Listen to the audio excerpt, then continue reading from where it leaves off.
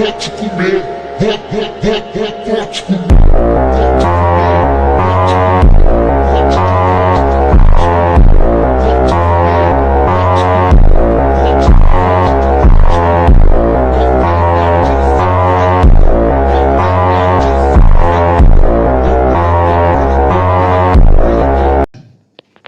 vous le dis.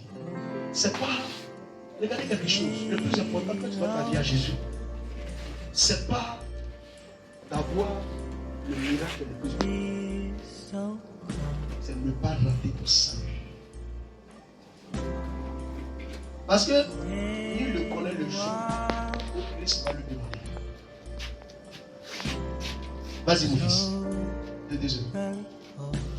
2 Timothée 3, à partir du verset 1 à 6. 2 Timothée 3 à partir du verset 1 à 6. Tiens, vas-y. Sachez que dans les derniers jours, il y aura des temps difficiles. Est-ce qu'il comprend mieux? Fais comme ça, c'est comme ça.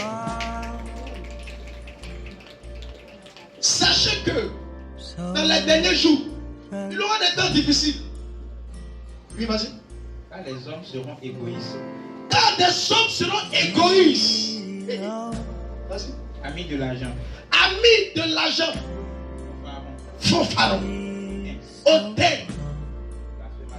Blasphémateur. Ça veut dire tout ce qui va sortir de sa bouche, il n'y a rien de bon. Vas-y. Rebelles à leurs parents. Rebelles à leurs propres parents qui les engendraient.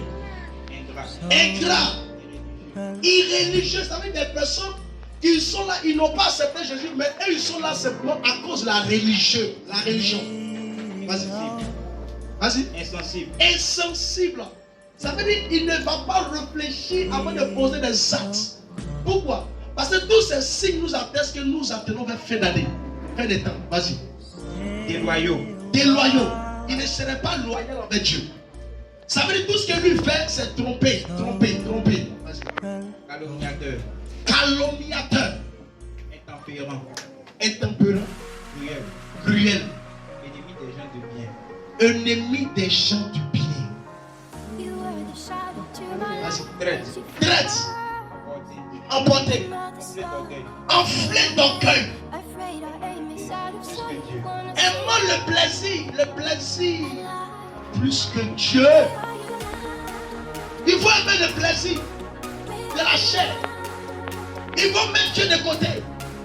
Ils vont se focaliser sur leur propre intérêt.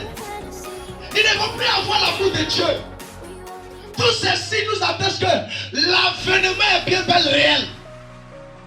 Le paradis existe, l'enfer existe. Car Apocalypse nous le dit. Et Timothée 4, l'Esprit dit expressement, dans les derniers temps, des gens vont courir derrière le miracle. Ils vont courir derrière la prophétie. Ils ne vont pas chercher le salut de leur âme. C'est Jésus qui fait un miracle. C'est Jésus-Christ. Jésus. Dis donc, Jésus, tu te réveilles, Jésus. Sois patient dans la vie. Pour ne pas être trompé. Sois patient dans la vie. Pour ne pas que des gens te voient en une personne de mauvais. Sois patient dans la vie. Pour ne pas que ce que Paul nous dit, cela nous affecte. Paul dit dans les derniers temps, des gens vont abandonner la foi. Ils n'auront plus la foi. C'est pas ta foi que tes œuvres peuvent se manifester. C'est pas ta foi que ce que tu cherches, tu peux l'obtenir. C'est pas ta foi. Mais Paul dit, à cause des faits des temps, car ce qui est écrit finira par s'accomplir.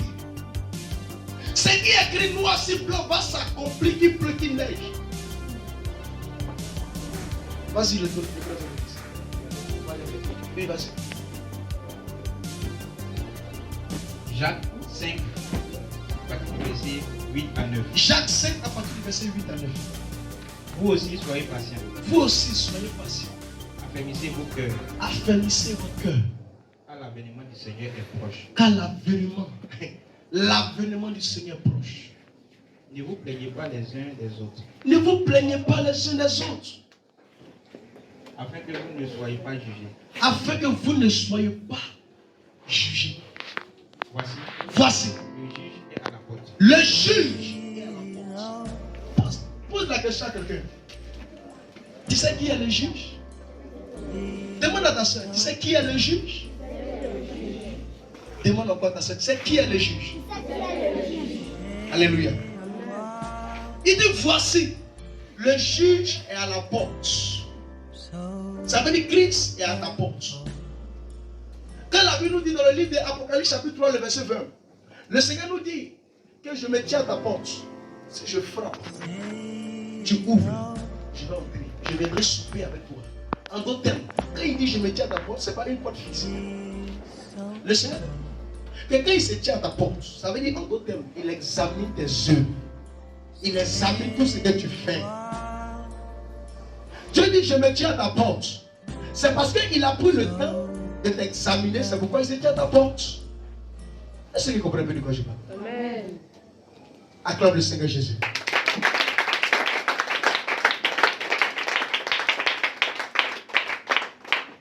Paul dit, dans ces derniers temps, des gens abandonneront la foi.